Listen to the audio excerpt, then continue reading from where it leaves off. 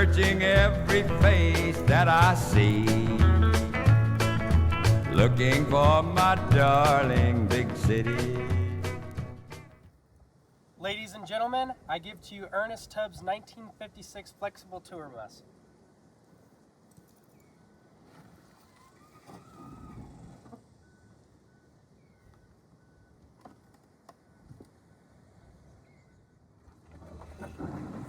Let's go for a ride.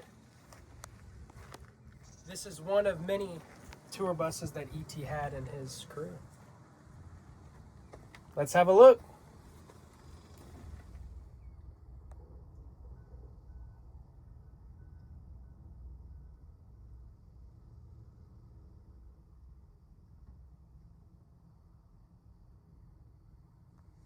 Could you imagine in 1956, in the height of E.T., if this bus could talk?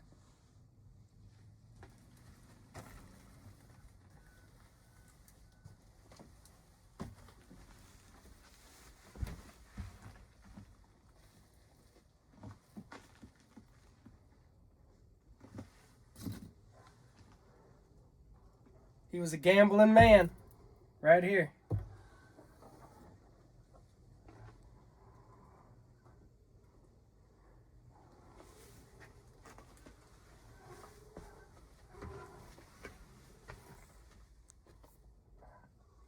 And this is where they all slept.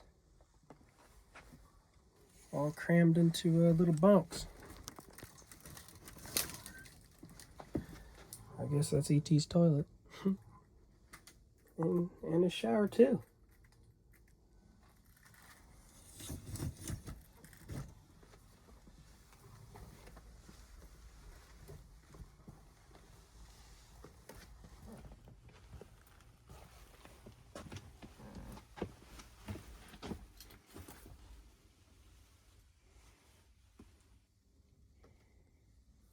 And last but not least, this is where the master slept.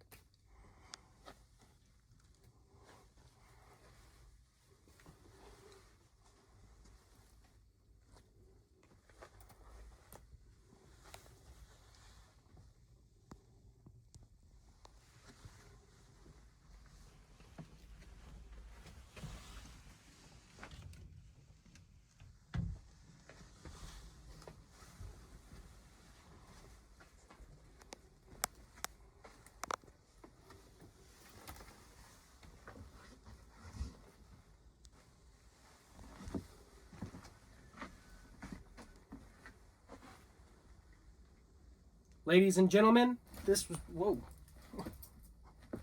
Okay, hold on. That's a wasp. Sorry about that. Had to run for my life from a wasp. Well, this was Ernest Tubb's 1956 Flxible tour bus. Stay tuned for the next one. Man, I wish I could drive this.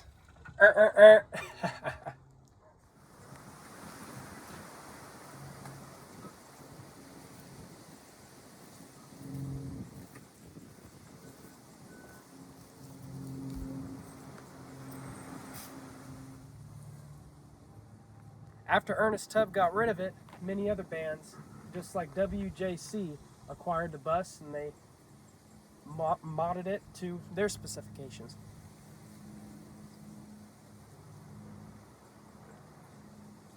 It's not much, but it still exists. And thanks for watching, guys.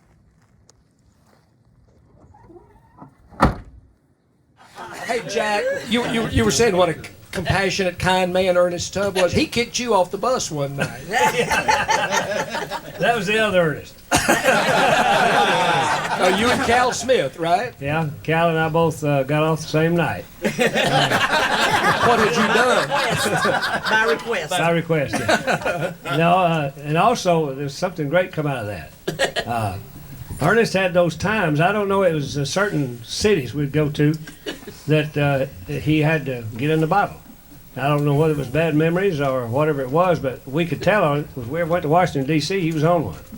And this particular night, we had 3 days to do, and the first night, the Troubadours did their first set, and we extended it a little bit and took a break, and then we went back and did another set, and extended that one a little bit and took a break, and went back and did another set.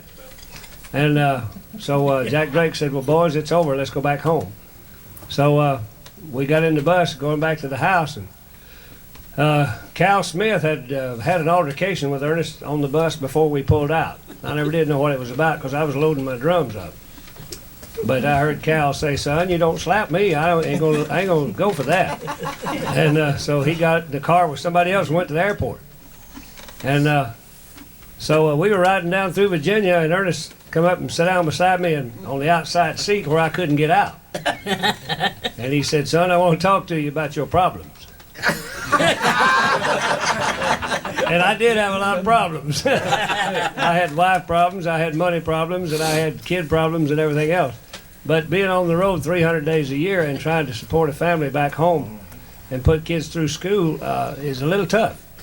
And so he kind of rubbed me the wrong way that night, and I said, Ernest, I can handle my problems, but you got one you can't handle. And he said, well, when we get back to Nashville, you no longer work for Ernest Tubb. I said, well, I don't have to get back to Nashville. I can get off here. He said, stop the bus.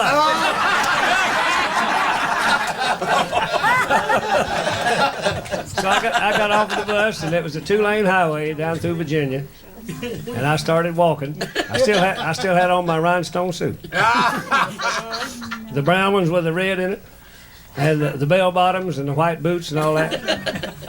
Can you see that walking down through the hills of Virginia? Anyway, the bus kept running along beside me. You know, Johnny Wiggins kept saying, get back on, Jack. It's all right. Get back on. I said, no, I'm through. And so they kept telling me to get back on. Well, I found out later they had a $100 bet with Ernest that I would not get back on. And he bet him $100 that I would. But I didn't know about that. But anyway, I got to the next town. I walked to the next town, which was about 18 or 19 miles. And there was a little all-night diner there. They called it Blue something diner. And so I went in there and asked the lady, I said, is there a bus goes by here? She said, yeah, it comes by at 6 o'clock in the morning. I said, good, if you don't mind, I'll just drink coffee till they get here. So, and it was about midnight then. So I waited and the bus finally pulled up, and I got up there and asked the guy how much it was to Nashville, and he said $25. And I said, I've only got 15. I said, can you get me to Knoxville? And about that time, somebody slapped me in the back of the head and said, I'll loan you $10. It was Cal.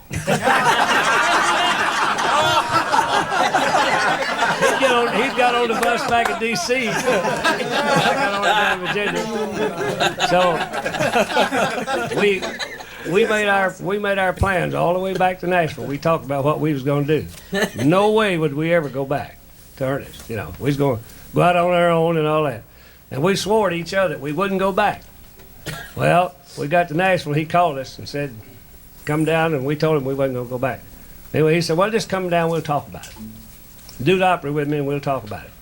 So, okay, we went down and we did the Opry, and we never did talk about it. And we stayed 3 more years. Well, the greatest thing that came out of it is Ernest told us he'd never take another drop. And he told me years and years later that on the way home from the Opry one night, he stopped and bought a 6-pack on the way home, but he never opened it. So he won, and all the things that went through to bring that story true. And me and Cal got out on our own, and well, we stayed a little bit while longer, but he helped both of us start our careers, and he encouraged us all the way through, and made sure that the Opry took care of us, and all that. And but the most important thing that came out of it, he said, boys, if you'll come back, I'll never take another drop. And so that was the best thing that ever happened out of all that.